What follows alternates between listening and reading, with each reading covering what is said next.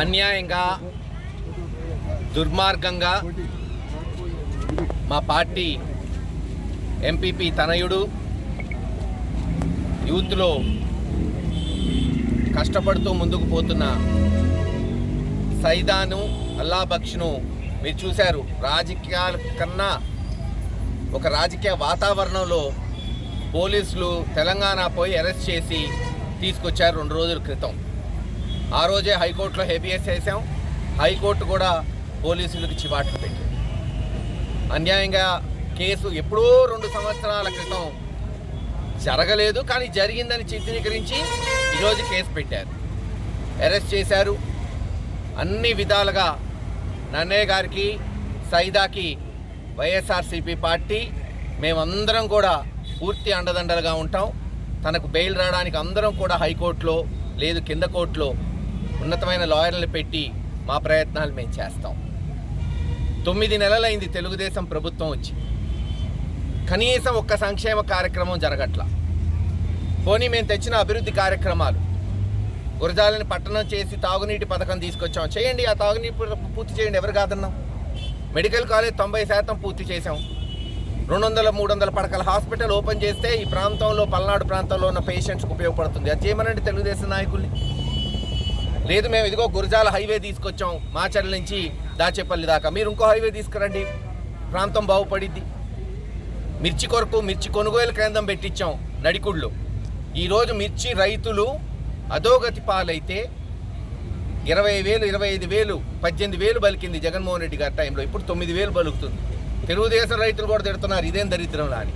కానీ ఒక్క ఎమ్మెల్యే అయినా, అది గురజాల ఎమ్మెల్యేనో మాచర్లో ఎంపీనో ఇతర ఎమ్మెల్యేలు ఒక్కళ్ళన్నా పట్టించుకున్నారా? చంద్రబాబు నాయుడు గారికి చెప్పి కనీసం వాళ్ళు ఇస్తానన్న రైతు భరోసా పోయిన సంవత్సరం ఇస్తానన్న 20,000 ఇప్పిస్తే ఎంతో కొంత ఊరట కదా, లేదు. అంతా టైం అంతా ఏది దోచుకుందాం ఏది దాచుకుందాం. పైగా ఇప్పుడు ఇట్లా అక్రమ కేసులు. కానీ ఒకటి చెప్తున్నా, ఈ 9 నెలల్లో ఒక్క మంచి పని చేశారు. ఒకటి, 2 సంవత్సరాల క్రితం ఓ ఘటన జరిగిందని కల్పించి ఆ కేసు ఇప్పుడు బుక్ చేశారు. కానీ దానికి నేను తెలుగుదేశం నాయకులకి, స్థానిక పోలీసులకు కూడా కృతజ్ఞతలు తెలియజేస్తున్నాను. ఎందుకు తెలుసా? రేపు 4 సంవత్సరాలతో జగన్మోహన్ రెడ్డి వచ్చిన తర్వాత గుర్తుపెట్టుకోండి, 4 సంవత్సరాలు 5 సంవత్సరాల క్రితం జరిగిన అన్యాయాలన్నీ కూడా ఎఫ్ఐఆర్ కడతాం ప్రతి పోలీస్ స్టేషన్లో. కొంతమంది సిఐలు అయిపోతుంది రే 2 ఏళ్ళు మేము దుమ్ము దులుపుకున్నాం, సంపాదించుకున్నాం, కొంతమంది నాయకుల్ని కొట్టాం, తెలుగుదేశం నాయకులు ప్రమేయం పొందాం అనుకుంటున్నారు. మొట్టమొదటి ఎఫ్ఐఆర్ అయ్యేది మీ మీదే, అదే పోలీస్ స్టేషన్లో చూపెట్టారు కదా దారి. ఇంతకుముందు ఎప్పుడు జరిగితే అప్పుడే కట్టాలేమో అనుకునేవాళ్ళం మేమందరం.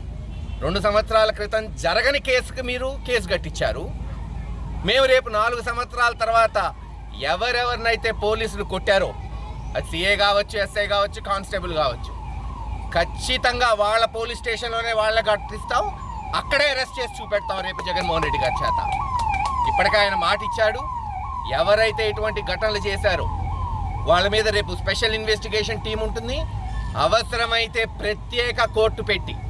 ఎందుకంటే అధికారులు, ఒక మానవులు వాడు తప్పు చేశాడంటే అది వేరే, ఓ చిన్నవాడు తప్పు చేశాడంటే సరే, కానీ అధికారులే తప్పు చేస్తే వాళ్ళకి శిక్ష పడేటట్టు అవసరమైతే స్పెషల్ కోర్టు పెట్టిస్తారు ఆ రోజున ఆ ప్రభుత్వం.